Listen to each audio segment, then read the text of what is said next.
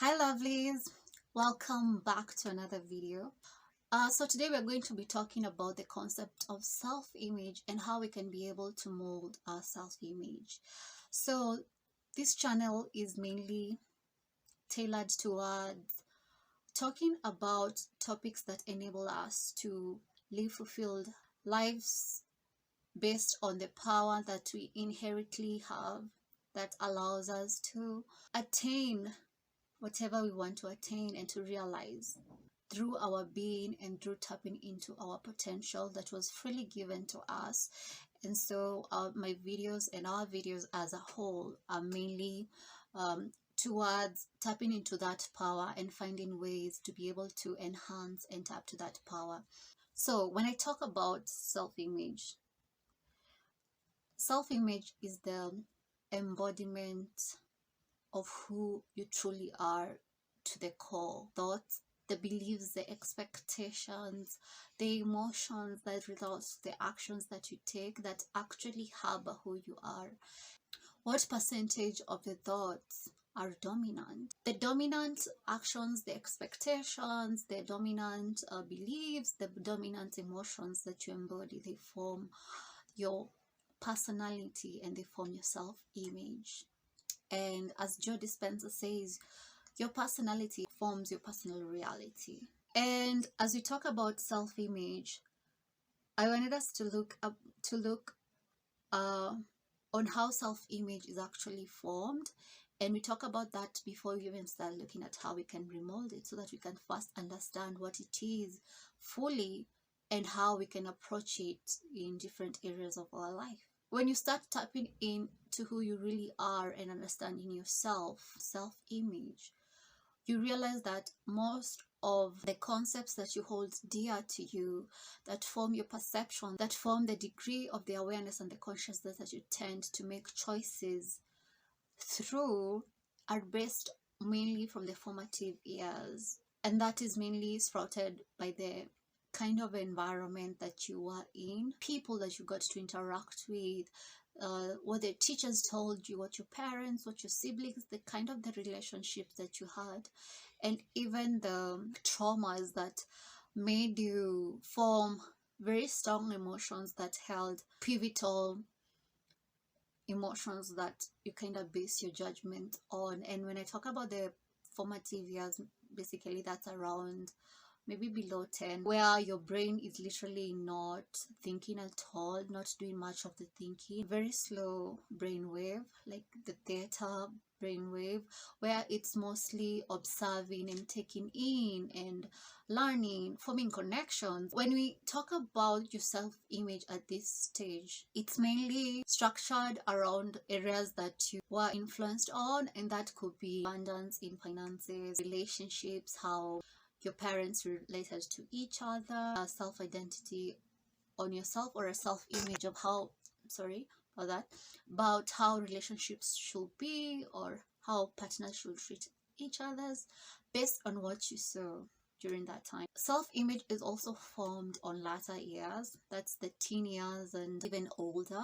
But what happens is that if you're not conscious enough or you don't understand why you're making different kinds of choices, it's mainly a continuation of the self-image that you had earlier on and everything that you grasped from what you saw in your formative years that you continue to compound. Unless you're very aware, you may just be repeating the same cycle just in a different age. The self-image, this is how you talk, how you walk, how you work, how you relate with your friends, how you look. It's all that explains your self-image. It's the scope of awareness that we embody. It's there, like the degree of consciousness that we shine on different things. To what degree, to what inclination. And you can see how that sprouts to the kind of money that you make, how you run your businesses, how you relate with your partner, how you relate even with yourself, and your interpretation on life. Of all the good of this universe, the only amount of that good that you can have is yours only by right of your consciousness. The only amount that I can have, it's only right to me by the amount that I'm actually able to understand. The amount you can only have in your life, and that can be the amount when you're talking about the money amount, when you're talking about the kind of relationship that you get to attract, relationships, how deep, how you are good at forming connections with even friends, with even your children. It goes on and on, with even nature. Whatever you have in life and whatever you have manifested in your life, it's all based on your self-image and the amount that you can be able to comprehend. So we've actually moved a notch and introduced how consciousness and self-image is related. The energy that is always flowing through us, the energy of God, the divine, always flowing through us. The energy is always neutral. Energy is just is.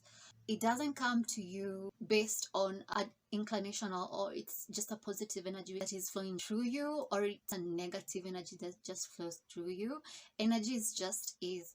And based on your consciousness and the awareness and the self-image that you have, the spirit that flows through you, the energy matches you to who you are, your self-image to whatever you get to realize. Another way to actually realize how your self-image is and who you really are is to look at what is manifesting outside you, your character. How do you carry yourself? How do you act? The circumstances and the events that are manifesting, so within, so without. Like, there's never an error. Like, if something is manifesting outside you and you don't like it, it actually means you have residing expectations or beliefs or thoughts, a fragment of your self-image that is so dominant and so strong that actually translates to that circumstance. And everything is moldable, like everything is changeable. The way you even think, because that's like one of the basic things of self-image, the way you think, it's essential, because that's like one of the essentials that translates to the beliefs, translates to your expectations, translates to emotions, and eventually even translates to how you actually, the kind of actions that you take. Sometimes our thoughts can pass through us like dreams in such a way that we actually don't, we're just experiencing them and we are playing a part in them, but you're not realizing the nature of the thoughts, your visions and your achievements. All these are exterior images that can be able to actually show you your self-image, and they can be a learning trajectory. So some of the ways that you can be able to start realizing your self-image could be like, you can meditate on stuff, you can contemplate and look at your past actions and look at the occurrences of something that happened and actually analyze it and see your perspective on that, and look at the different aspects of it and different perceptions and see your inclination based on how you perceive the occurrence. So one of the main way to be able to actually shine light on your self-image is journaling. Journaling is the best way to do that, because it allows you to be able to tap into your shadow side, the parts of yourselves that are they are very articulate and they are well hidden from you in a very masterful way, to the point that you could go through life sometimes and don't even realize them, but when you continue journaling, they start coming to the surface. Timed and intentional and subsequent journaling, you just don't journal like once a week. Okay, you can do that, but it will be more effective if you do it occasionally, like maybe once a day. Reading can also be very beneficial, and also affirmations that counter what you had believed before. Remolding your self-image, I want you to know that energy is just is. New energy is always flowing through you every single now. Like, energy is always kind of dying and being rejuvenated in you, and it's your perception, your consciousness and your awareness in a certain way that makes the energy match your beliefs and your expectations and generally your consciousness and awareness. So the way to remold your self-image is to start changing concept about yourself and changing the way you think, and knowing that is what you make of the energy that actually allows what you are. Subscribe, like, and see you next time. Bye.